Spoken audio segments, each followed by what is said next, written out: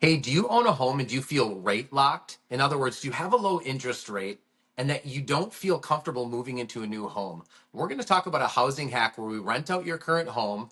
Let's take a look at what is your return on investment to do that. I got to tell you, it's the best return on investment that I'm aware of. My name's Travis Andersen. I'm here with Peter Lindquist, a great mortgage broker. Let's talk about renting your home in today's market. Travis, in our last video, we were talking about if I've got a house to sell and I want to go buy a new one, should I rent out my old one? You mentioned that you've got a spreadsheet that talks about some of those benefits and things to consider. Can you walk us through an example of that? Yeah, Peter, I just had a client that I met with. They've got a home in Eagan, and the value of their home is about 335,000. Okay. So what I normally do in the spreadsheet is we act like you're purchasing your own home. Okay. So that's how we kind of run the math. So the first thing we do is we talk about the, sort of purchase price of your own home. And in this case, it's 335,000. Okay. Now the benefit is their mortgage is at 4%. And looking here, it looks like their mortgage payment's about $1,075 for their principal and their interest. Of course, their taxes and insurance are going to be in the expense section of the spreadsheet. In their particular instance, we can rent that home out for about $1,850 is what we were expecting. Okay. So that's kind of the broad look at the spreadsheet. What's the purchase price of my home? What's my, current monthly payment? And then what can I rent it for? And then that's going to give us an idea. So then we put in the expenses, we put in the taxes and the insurance and utilities and anything else that they might expect. Okay. Yeah. Now, in the last video, I mentioned that there's sort of 3 or 4 really big bucket items that we look at. And the reality is we look at 3 items if you're renting out your own home. The 4th item would be built-in equity if you're buying somebody else's house. Obviously you might be buying that at a discount, especially if you're, buying a home in lesser condition or something like that. So we're not going to talk about that 4th benefit, but let's look at the cash flow. In this instance, they're going to cash flow $3,300 a year. Okay. So that's $1,850 a month in rent, a little bit less than $300 of that they will be able to put into their pocket. Okay. Which is a sort of a small amount. But when we calculate what they invested in that property, their original down payment was way back when, 10% of their original purchase price. In this instance, is $22,000. And so they're at about 15% return on their investment. Wow. So they're not going to be pulling that equity out, right? They're keeping it in there, and their cash return on investment is about 15%. That's some really interesting points. I know you're going to get into tax advantages, but so one of my concerns is, hey, that's $250 or $70 a month that, I'm cash flowing. I'm not getting rich off of that, but that's not really counting depreciation, right? And so you get some tax advantages. I've talked to people about, hey, if you're a W-2 employee, why don't you talk to your accountant and increase the number of withholdings you're getting or you're taking on your paycheck in order to increase the net paycheck you're getting. So now you're not only cash flowing on the property, but you're also kind of taking your tax advantages early. So maybe instead of $270 a month, maybe it's $370 a month. Do you follow what I'm saying with that? Yeah, that's great advice. Essentially, like you mentioned, you should talk to your accountant. I totally agree. There's a thing called accelerated depreciation, which I personally do not take advantage of on anything that I own. But I do have some of my clients will take advantage of what's called accelerated depreciation. And so if we know we're going to have some tax savings, you can adjust, like what you're mentioning, you can adjust that withholding. And so I love that idea. So you're realizing that benefit on a paycheck basis. I love that. In this particular instance, we just calculated sort of the standard depreciation. Again, consult your accountant, but essentially what the accountant's going to likely tell you is that your home will depreciate over time. And that depreciation is going to be, I think it's over 27 and a half years. So you just take the value of the home and you divide by 27 and a half, and that's going to give you the amount that you can depreciate. And then you can depreciate some of the personal property in there as well, which includes carpet. It's kind of interesting. Again, the accountant's the person to talk to, but in my spreadsheet, we're calculating that's $4,000 in tax savings a year. Not $4,000 in deduction, but $4,000 in tax savings a year, which is another 19% on that original $22,000 that my client invested.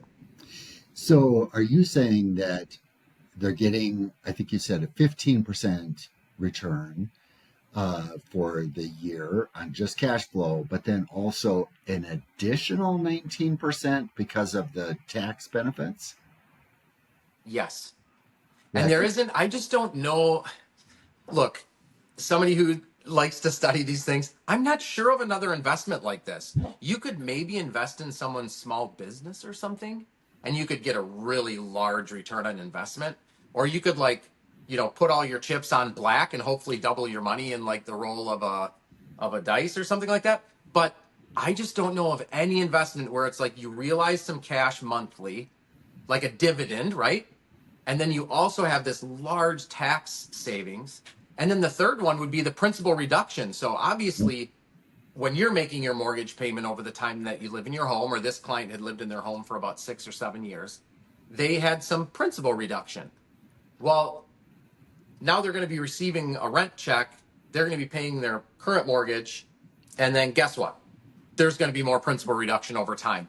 And so the spreadsheet doesn't calculate this perfectly because it doesn't amortize it, but it does say, look, in the first month, you're going to save, in this instance, it's $5,300 a year. And so it's really going to be more than $5,300 the first year. And it'll be, obviously it'll go up over time. And that's another, I mean, this is just mind blowing to me. 23% return on investment just in that one thing. that yeah, I mean, when you look at it that way, that's crazy. You're you're earning money three different ways by renting out your house: the cash Yeah. flow, the tax advantage, and then the appreciation. And the appreciation isn't realized immediately. You're not feeling it in to pay for groceries. But when you go to sell the home, that's when you're realizing that, hey, I've been building this cash savings all these years. Yeah, exactly. And you use the word appreciation, which that I don't even calculate appreciation, right? If the Yeah, home value goes up, and of course we're talking about equity reduction, but you said appreciation, which I'm glad you did. That's not even in the spreadsheet. So now imagine their home, we're estimating the home to be worth 335 today. Who knows what the value of the home is going to be over the next couple of years, but I'm fairly certain I should say, in the next 10 years or 15 years or 20 years, the value of the home is going to be more than 335. So now they have their cash flow that they've been collecting, their tax benefits over the years, they've got their equity and then appreciation. And it's just like at the end of the deal, I mean, look, this is not an exaggeration. When I look at some of the properties that some of my clients have purchased and then we sell it a few years later, we're talking about hundreds of percents of return on investment. Where somebody takes $5,000 and they turn it into, I don't know, 200,000, something like that. I mean, it's just a ridiculous return on investment. And then you got to deal with all the headaches of being a landlord. So that's the reason that you have this this option of a big return. It's because there are some risks involved. But in today's video and talking just about the spreadsheet, Peter, um, that's what we're talking about. yeah. And in life, sometimes you have to look at it that, you can't really get way ahead without taking some risk. And I'm sure that that's part of what you walk through when you're talking with your clients. Hey, look at all the shiny stuff, which is you can make a lot of money by doing this. But there's also some negative stuff. There's the Saturday night phone call that my toilet is backed up, and those kinds of things that you're going to have to put up with or hire out, which negates a little bit of that value, I suppose. But that's all stuff that if I am considering this, I can sit down with you. You'll walk me through a balanced view of it to help me make a rounded decision. Yeah. Absolutely. And full transparency, most people aren't going to rent out their home. I mean, the vast majority of people are going to want to access the equity. They're not going to want to deal with the headaches, et cetera. But if you are someone who's a little bit more risk averse, you're willing to diversify your portfolio a little bit more. Maybe you've got a 401k, a Roth IRA, and now you want to get into the real estate market. If you're willing to commit to this long term, I honestly, I don't know of a single situation of any of my clients or myself or my partnerships, because I own a company with a couple of other people as well. I don't know of a single example where somebody's in it for 10 years or 15 years and they look back and wish they hadn't done it. Everyone that's in it for long term is happy that they now have an asset that's being paid for. They're collecting cash, they're saving on taxes, and they can sell it if they choose to and realize some of the equity. But for a long term investment, I just don't know if there's anything better. Travis, this is positively inspiring to a lot of home sellers who want to get out there and buy but don't want to give up their great rate. Uh, do you have anything else before we leave? Do you have anything else you'd like to share? Yeah, the only thing I can think of is this is a really hard move today in our real estate market, going from a 350 or $500,000 home, going from that home with a low interest rate and then buying your move up home, right? Your next house. That's a really hard move to make financially today. People are having a hard time with that extra payment on a larger home. It's just the math doesn't math, right? If you rent out your home, it might make it work for you. That extra cash flow might be enough. That principal reduction, that tax advantage, those three advantages might be enough for you to say, you know what? Maybe I would make that move today because it's maybe a little more lateral from a financial standpoint instead of this, giant leap to a next big payment.